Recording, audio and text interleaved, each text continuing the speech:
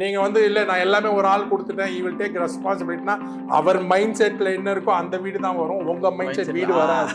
இப்போ modern technology சொன்னாலே உங்களுக்கு வந்து ஆட்டோமேஷன் தான். ஹோம் ஆட்டோமேஷன் வந்து எல்லாமே ரிமோட் ஆப்ரேஷன், மொபைல் ஆப்ரேட் பண்ணுறது, எல்லா ரூமுக்கு ஒய்ஃபை கொடுக்குறது, ஆஃபீஸ்லேருந்து வரைச்சியே நீங்கள் வந்து உங்கள் காரில் உட்காந்தே மொபைல் ஃபோன் ஆன் பண்ணி இது மாதிரி டெம்பரேச்சர் 25 ரூம் நம்பர் பெட்ரூம் 2 அப்படின்னா அந்த டைமரில் அது ஆன் ஆகிடும். நெக்ஸ்ட்டு வந்து கேட்லேருந்து ஆரம்பிக்கலாம். As this one automation in gate. உங்களுக்கு தெரியும், நீங்கள் வந்து நிறைய ஃப்ளாப் இருக்குது, இந்த மாதிரி கேட் இருக்குது, அப்புறமா வந்து எல்லா பேரியர்ஸ் இருக்குது, என்ன வேணால் பண்ணலாம். பட் ஆஸ் எ இண்டிவிஜுவல் பங்களாவில் பார்த்தீங்கன்னா எல்லாருமே கேட்டு தான் போடுவோம். இட் வில் பி மோட்டரைஸ்டு கேட்டு, ஏன்னா யாரும் வந்து திறக்கணும்னு அவசியம் இல்லை.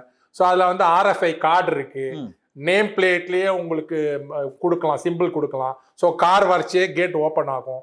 இல்லைன்னா நீங்கள் ரிமோட் ஆக்சஸ் கொடுக்கலாம், வந்து வீட்டு பக்கத்தில் இருந்து உங்கள் பட்ஜெட்டுக்கு ஏற்ற மாதிரி ஆட்டோமேஷன் பண்ணிக்கலாம். ஸோ கேட் ஓப்பன் ஆயிடுச்சு, கேட் ஓப்பன் மெயின் கேட்டுக்கு போகிறீங்க, மெயின் டோருக்கு போகிறீங்க. இப்போ நீங்கள் வந்த மாதிரி வேற யாராவது கூட வந்திருக்கலாம். ஸோ அவங்களுக்கு செக் பண்ணுறதுக்கு முதல்ல பெரிஃபெரி கேமராஸ் பண்ணலாம், CCTV, அது நீங்கள் மொபைலில் பார்க்கலாம்.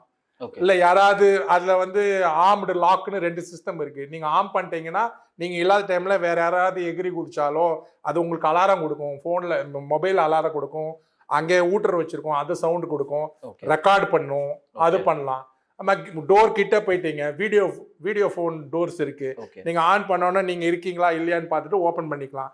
டிஜிட்டல் லாக் இருக்குது, முன்னாடியே சாவி போட தேவையில்லை, இப்போ பின் இருக்குது, கார்டு இருக்குது, பயோமெட்ரிக் மாதிரி இருக்குது. நீங்கள் அதை ஓப்பன் பண்ணி இல்லை பின் போட்டுட்டு கூட நீங்கள் திறந்து உள்ளே போகலாம். ஸோ அதுக்கப்புறமா உள்ளே போன அப்புறமா then you have all the automation. உங்களுக்கு தெரியும் ஹோம் தியேட்டரில் என்ன லைட்டிங்கு, சென்சாரு, அது எல்லாமே பண்ணலாம். ஸோ இதெல்லாம் நீங்கள் பண்ண மாடர்ன் டெக்னாலஜி நீங்கள் மொபைலில் வந்து எல்லாமே it's comes on the mobile. So every thing can be interacted in mobile with one dashboard you can do it. Okay. So again I am telling it is all small amount. If you are comparing it 10 crores, this all a small amount which easily you can spend on it. Okay நீங்க automation நீங்க என்ன output கேக்குறீங்களோ அதுக்கு ஏத்த மாதிரி automation will cost you. So சில பேர் சொல்ல எனக்கு இவ்வளவு பட்ஜெட் இல்ல, but that time we mix.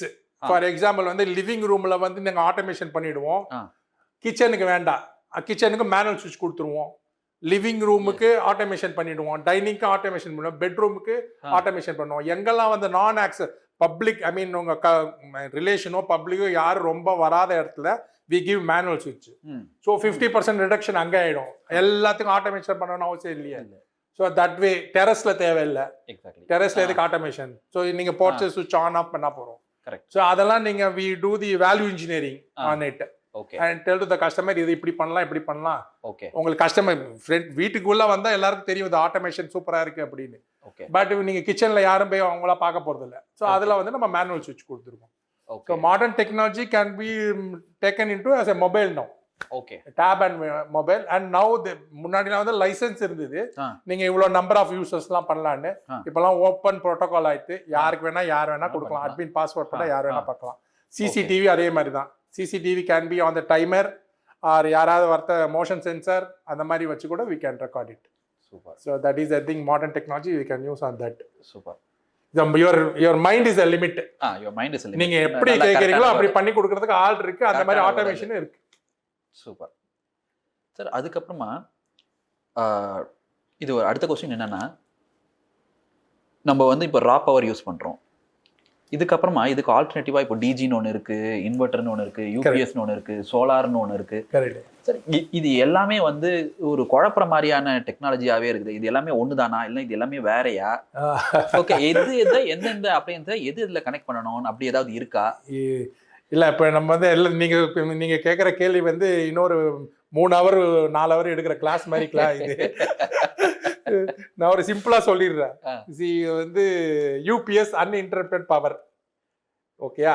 இப்போ கரண்ட் போயிடுதுன்னா இப்போ நம்ம ஆக்சுவலி நம்ம அந்த பழைய காலத்துல பிசி நம்ம வீட்டில் கொடுப்போம், ஒரு சின்ன பாக்ஸ் மாதிரி இருக்கும், அது வழியா தான் பவர் வந்து கம்ப்யூட்டருக்கு போகும்.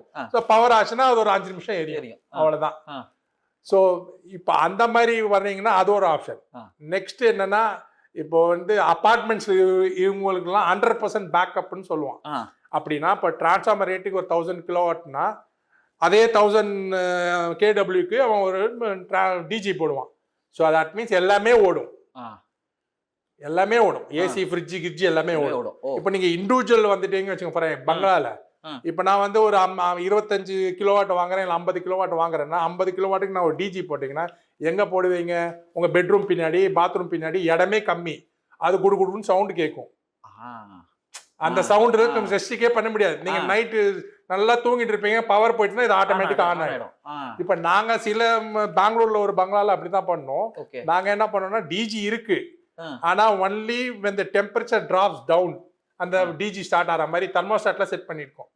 ஓகே. இப்போ ஃபார் எக்ஸாம்பிள் எனக்கு 10 கிலோவாட் அது வீட்டுக்கு ரெக்யர்மெண்ட் 10 கிலோவாட் யூபிஎஸ் நான் போடல, ஐ எம் ஆப்டிமைஸ்ட் இட். நான் என்ன சொல்றேன், எனக்கு 3 கிலோவாட் யூபிஎஸ் போரும் only for light fan. Optimise பண்ண முடியும் அந்த இடத்துல, பண்ணலாம், ஆப்டிமைஸ் பண்ணலாம். ஆனா நீங்க இப்போ நான் அவங்க சொல்லுவாங்க எனக்கு 10 ரூம் இருக்கு, 10 ரூம்ல ஃபேன் லைட் ஓடினா இது 1 hour ஓடும், 5 பெட்ரூம்ல ஓடினா இது 2 hour ஓடும். புரியுது. நீங்க ஒரு ஃபேன் ஒரு லைட் பண்ணி 10 hour ஓடும்.